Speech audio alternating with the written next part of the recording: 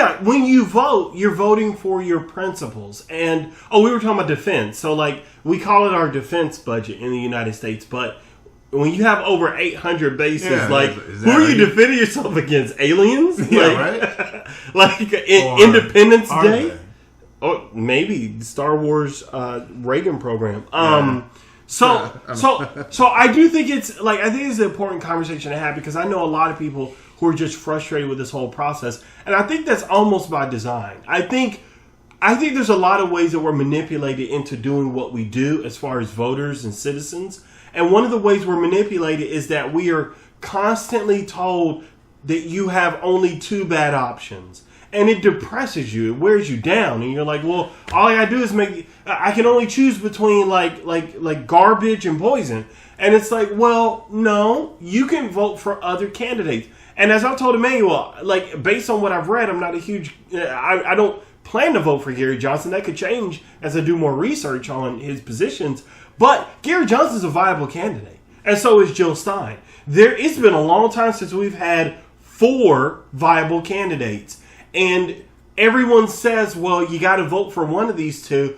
It's like you said, this is the perfect time to not vote for one of these two. Because it could be the case we get a vote split enough that Hillary may still win, but both establishments in the Republican Party and the Democratic Party would know, we can't mess with them. Because I'm going to tell you, that's what's going to really change things. Yeah. What will really change things is when we vote according to our conscience and principles. Mm-hmm. When we actually go that mile and do what we got to do to vote. When we do that, then we show them that we're serious. I don't think the establishment takes people seriously who don't toe the company line, because they're looking at some of you and they're saying, well, what are you going to do about it? Well, they're not saying that about me because I'm doing things. But about some, they're going to say, well, what are you going to do about it? And that's the real question. Yeah. What are you going to do when you're unhappy with the present circumstances and choices? Yeah, the Democrats don't even know what they stand for. You ask a Democrat, what philosophies do Democrats stand for? And they really can't tell you. Aside from, certain social issues, right? For instance, they'll say, well, we're for women having the right to choose. So you're basically a 1996 Republican? Because you had President Bush, for instance. I think they even donated to Planned Parenthood at one point, or they were huge proponents of Planned Parenthood back in the 1990s. So Republicans at one point were even really pro-choice at one point.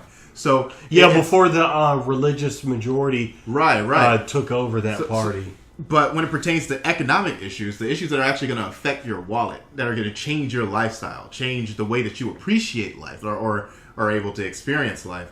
It's there's crickets. They don't know. It's like they deal with this anxiety towards economic issues where they just don't want to ask questions, or they just their brain just shut off. They just and I don't know if we want to talk about that right now. And I think a part of the reason why Democrats are split on who they are is because of Bernie Sanders.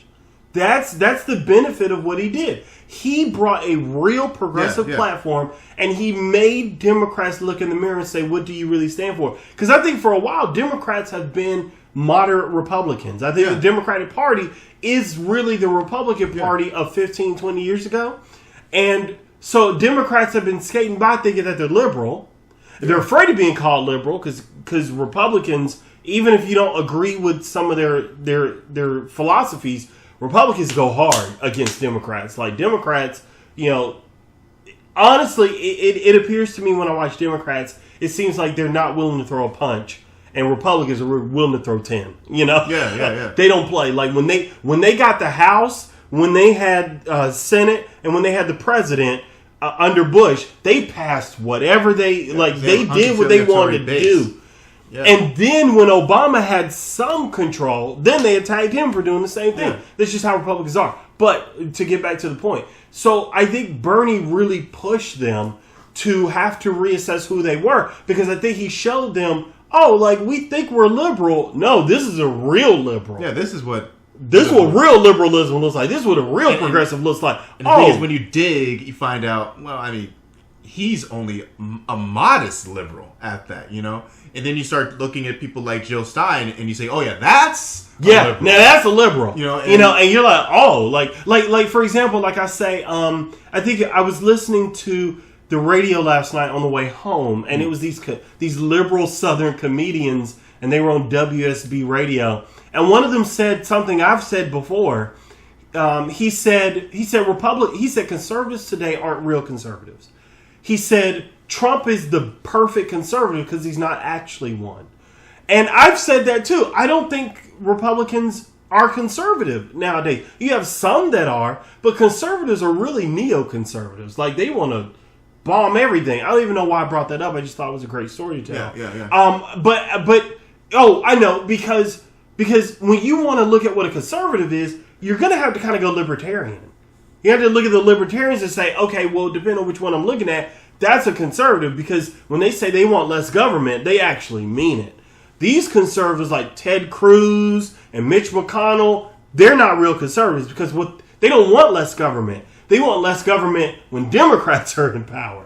Yeah. When they're in power, they want to be able to send you into a war and lie you into it, no questions asked. So, to bring it back, so I think this is good to talk about because a lot of people feel this way. And I hope that you are not one of those people who's falling for this idea that you have to vote for Hillary or Trump. You may make that choice, but don't make the choice because you think those are your only two options. Look at all four and do your research. Understand your positions. Go to isidewith.com, do the political quiz, and it'll tell you who you line up most with, and then go from there.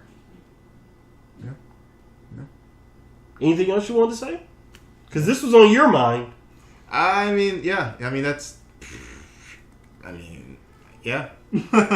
basically, I've just been recycling the same thoughts over and over again, and it bothered me for a little bit. It doesn't as much, anymore. But it is what it is. People are going to vote based on however they want to vote, So, yeah. All right, that's been us with Bothersome Truth. We'll see you next time.